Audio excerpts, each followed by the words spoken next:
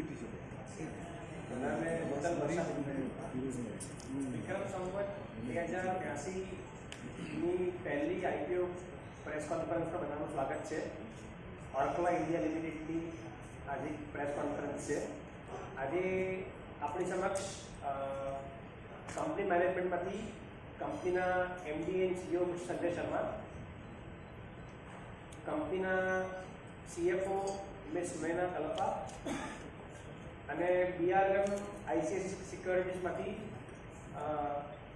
VP and head retail syndication mister Rajat Rawal અને investment banking ટીમમાંથી AVP mister Pratiksinh ઉપસ્થિત છે. હવે હું રજત સરને ઇન્વાઇટ કરીશ કે આપનો ઇવેન્ટ શરૂ કરે.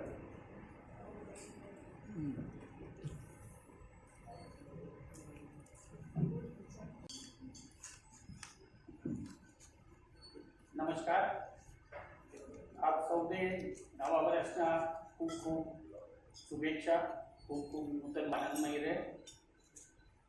આ વર્ષનું પહેલું આઈપીઓ એટલે ઓર્કલા ઇન્ડિયા લિમિટેડ. આઈપીઓની શરૂ થાય છે 29 ઓક્ટોબર બુધવારે અને આઈપીઓ ક્લોઝ થાય છે 31 ઓક્ટોબર ને શુક્રવારે. એન્કર બુક આવતીકાલે 28મી ઓક્ટોબર મંગળવારે પબ્લિશ થશે. આઈપીઓની પ્રાઇસ બેન્ડ છે 695 રૂપિયાથી 730. આઈપીઓની પ્રાઇસ છે આશરે 1667 કરોડ. 20 શેરનો લોટ છે. રોયલ્ટી 50% છે, એચએનઆઈ 15% છે અને રિટેલ 35% છે. આપણી સાથે કંપનીના મેનેજમેન્ટમાંથી એમડી અને સીઈઓ સાહેબ અને કંપનીના સીએફઓ મેડમ આપણી સાથે છે, જે કંપનીનું પ્રેઝન્ટેશન આપશે. કંપનીની થોડી માહિતી આપું તો ઓર્કલા ઇન્ડિયા લિમિટેડનું ખૂબ જ જાણીતું નામ છે એમડીઆર ફૂડ્સ તરીકે. મલ્ટી કેટેગરી ઇન્ડિયન ફૂડવેર, ઇસ્ટર્ન અને રસોઈ મેં બ્લેન્ડેડ મસાલામાં અને રેડી ટુ કુક અથવા અને રેડી ટુ ઈટ કેટેગરીમાં છે. કંપની મુખ્યત્વે દક્ષિણ ભારતમાં પ્રચલિત છે, મુખ્ય કરીને કર્ણાટક અને કેરલા સ્ટેટમાં. બેંક સ્ટેટમેન્ટ લેતો હું શ્રી સંજય શર્માજીને રિક્વેસ્ટ કરીશ કે કંપનીનું માહિતી આપે. Thank you.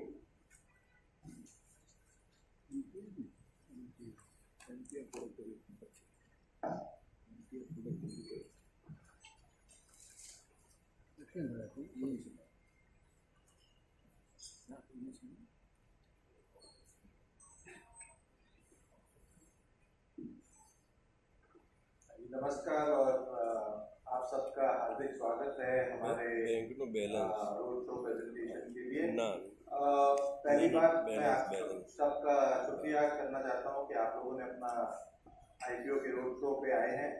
और मेरा नाम संजय शर्मा है. मैं कंपनी का मैनेजिंग डायरेक्टर और सीईओ हूं. आज सुनैना और मैं मिलके ओर्कला ने एमटीआर की एक्विजिशन करके 2007 में भारत में प्रवेश किया था. उसके 2 साल बाद या 1.5 साल बाद फरवरी 2009 में मैं इस कंपनी में ज्वाइन किया था. और इस कंपनी की पूरी जर्नी में जो इंडिया में है 18 साल से उसके साथ मैं जुड़ा हुआ हूँ. और हमने एमटीआर एक प्रमोटर से ली थी. उसके हम एक नया जर्नी स्टार्ट कर रहे हैं जहाँ पर हम कैपिटल मार्केट को एक्सेस करके इस कंपनी को के शेयर होल्डर बेस को बड़ा करना चाहते हैं. और उसके बारे में मैं आपको आगे बताऊंगा. ओवरऑल मेरे को फूड से बहुत लगाव है. खाने का भी शौक है, बनाने का भी शौक है. और उसी शौक को मैंने अपने काम में भी बदला है. 35 सालों का एक्सपीरियंस है मेरे पास. उसमें से 31 साल मैंने फूड बिजनेस में गुजारे. तो ये मेरे बारे में था. चलिए मैं आपको ओर्कला के बारे में थोड़ा बताता हूँ. ओर्कला जैसे मैंने आपको बताया था, भारत में 2007 में हमने एमटीआर फूड्स की एक्विजिशन के थ्रू प्रवेश किया था. हमारी यात्रा 2 चीज़ों की गहरी समझ पे आधारित है. सबसे पहले जो क्षेत्रीय विविधता है हमारे देश में, जो रीजनल डाइवर्सिटी है हमारे देश में, उसको हमने बहुत गहरी तरीके से समझा है। और दूसरा जो कंज्यूमर की पसंद है उसको हमने बहुत गहरी तरीके से समझाया। और इस दोनों चीज़ों के आधार पे हमारा जो बिजनेस मॉडल बना है उसके बारे में आपको मैं आगे बताता हूँ। आम मल्टीनेशनल कॉरपोरेशन का जो नज़रिया है, हमारा उस नज़रिए से और अप्रोच जो रहता है भारत में आने का, उस अप्रोच से हमारा जो अप्रोच है वो काफ़ी अलग है। ऑर्कला ने अपने मुख्य बाजारों और मेन लोकल प्रमुख ब्रांड बनाने का रास्ता चुना है। हम सोचते हैं कि हम ऑल इंडिया नहीं जाना चाहते। हमारे प्रोडक्ट्स जो आप देखेंगे वो सारे देश में अवेलेबल है। गुजरात में भी हम काफ़ी सिटीज़ में अवेलेबल है, बट जो हमारा फोकस है, और जब हमारे आप RHP को पढ़ेंगे तो आप देखेंगे कि हमारा 70% जो टर्नओवर आता है वो साउथ से आता है। और उसका एक रीज़न है, उसके बारे में आपके साथ में आगे बात करूँगा। हमारी कंपनी के जो प्रोडक्ट है 3 चीज़ों पे आधारित है। एक संस्कारों की समझ, जो लोकल कल्चर है जो हर स्टेट में है, अलग है इंडिया में, उसकी समझ होना हमारे को बहुत ज़रूरी होता है हमारी स्ट्रैटेजी के लिए। एक मजबूत ब्रांड की पहचान। आप देखेंगे कि भारत बहुत बड़ा देश है और हर राज्य में आपको अलग अलग ब्रांड मिलेंगे। जैसे कि आप गुजरात में अगर आप मसालों के ब्रांड देखेंगे तो आप सबसे बड़ा ब्रांड यहाँ पर रामदेव है, वो सबसे ज़्यादा बिकता है। अब हम देख रहे हैं कि बसंत मसाले काफ़ी एक्टिविटी कर रहे हैं यहाँ पर, और कई अलोट जैसे बहुत अच्छे ब्रांड्स हैं, बालाजी जैसे ब्रांड्स हैं, बहुत बढ़िया ब्रांड्स है। बट ये सारे ब्रांड्स ऐसे ब्रांड हैं जो गुजरात के ब्रांड हैं, और गुजरात में सारे लोग ऐसे ब्रांड्स को बहुत मायने रखते हैं और बहुत प्यार करते हैं ऐसे ब्रांड्स के, और इनके प्रोडक्ट्स को हम काफ़ी खरीदते हैं। तो एक लोकल ब्रांड होने की जो मजबूत पहचान बनानी पड़ती है वो बहुत इम्पोर्टेंट होता है फूड से बिजनेस में। और तीसरी जो बात जिसके बेसिस पे हम अपना बिजनेस और बिजनेस स्ट्रैटेजी को हम बनाते हैं वो है कंपनी कंज्यूमर की नीड के बेसिस पे ऐसे प्रोडक्ट बनाएं जो उनकी ज़रूरत हो। जैसे कि कालोड को देखिए, वो उनका ढोकला सबसे अच्छा ढोकला है, तो वो नंबर 1 ढोकला ब्रांड है गुजरात में, क्योंकि वो कंज्यूमर की नीड को समझते हैं। वो जानते हैं कि अगर हमको ढोकला बनाना है तो किस तरीके का ढोकला बनना चाहिए। उसी तरह हम साउथ इंडियन कंपनी है, हम कर्नाटका से कंपनी है, तो इसलिए हमको पता है कि हम डोसा किस तरह से बनता है और डोसे की में क्या प्रोडक्ट होने चाहिए, क्या तरीके से बनाना होता है, और इन चीज का डिटेल नॉलेज और उसको अपने प्रोडक्ट्स के अंदर डालना एक बहुत ही महत्वपूर्ण चीज होती है अगर आप अपने ब्रांड को स्ट्रॉन्ग बनाना चाहते हैं। हम सोचते हैं कि ये जो अप्रोच हमने लिया था, इस अप्रोच से हम एक मजबूत लोकल और मार्केट लीडिंग ब्रांड बना सके हैं, बजाय कि हम एक जेनेरिक नेशनल लेवल पोर्टफोलियो बनाए, कि हम ऐसा पोर्टफोलियो बनाए जो ना इधर का हो ना उधर का हो, बट सब जगह बिकता हो या ना बिकता हो। तो से रिफ्लेक्ट करेंगे, कुजीन से रिफ्लेक्ट करेंगे, और जो कि और में उनका कॉन्फिडेंस बढ़ रहा है। मैं एक बार फिर से इशू के जो डिटेल्स है वो आपके लिए दोहराता हूँ।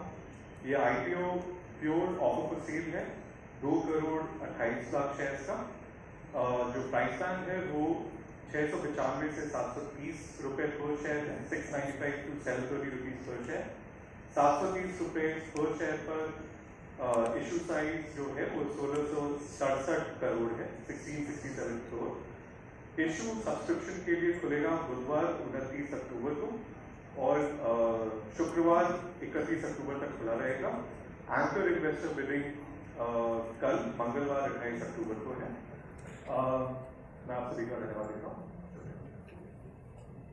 फाइनेंशियल ईयर 2025 में चीनी के दामों पे 30% से भी अधिक की गिरावट आई, जिसकी वजह से हमारे प्राइस रियलाइजेशन में भी गिरावट आई।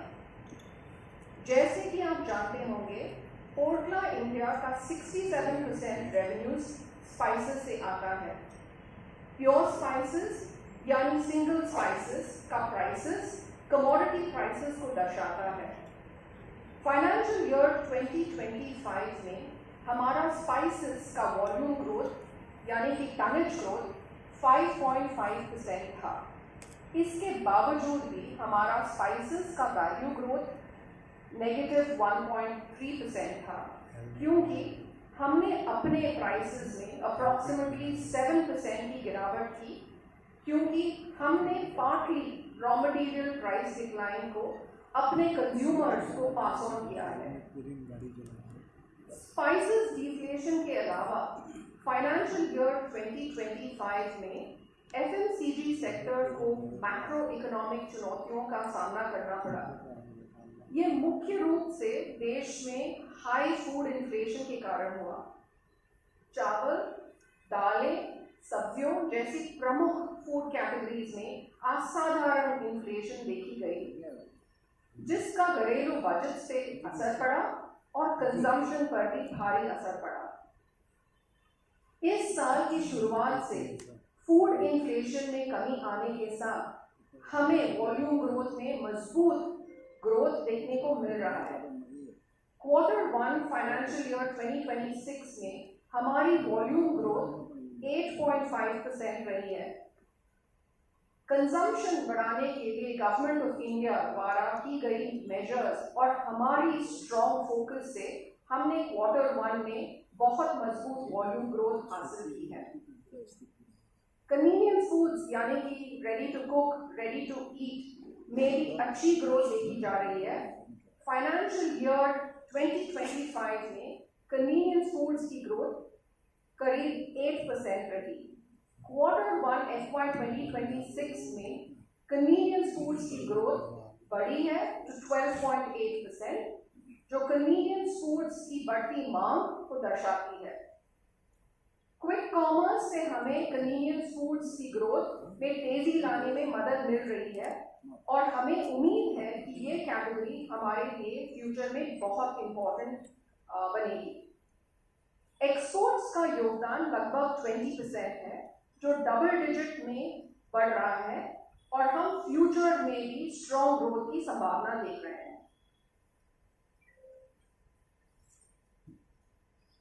हमारी कंपनी के पास साल भर साल EBITDA मार्जिन बढ़ाने का स्ट्रॉन्ग ट्रैक रिकॉर्ड है। फाइनेंशियल ईयर 2025 में हमारा EBITDA मार्जिन 200 बेसिस पॉइंट से बढ़कर 16.6% हो गया, जिसमें से 100 बेसिस पॉइंट्स रॉ मटेरियल्स की कीमतों में गिरावट आने के कारण हुई और शेष 100 पॉइंट्स की इम्प्रूवमेंट विभिन्न ऑपरेशनल एफिशिएंसीज और मिक्स रिलेटेड चेंजेस के कारण हुई। हम वैल्यू एडेड कैटेगरीज जैसे कि ब्लेंडेड मसाले और ready to cook, ready to eat को बढ़ावा देकर अपने EBITDA मार्जिन्स में इम्प्रूवमेंट्स ला रहे हैं।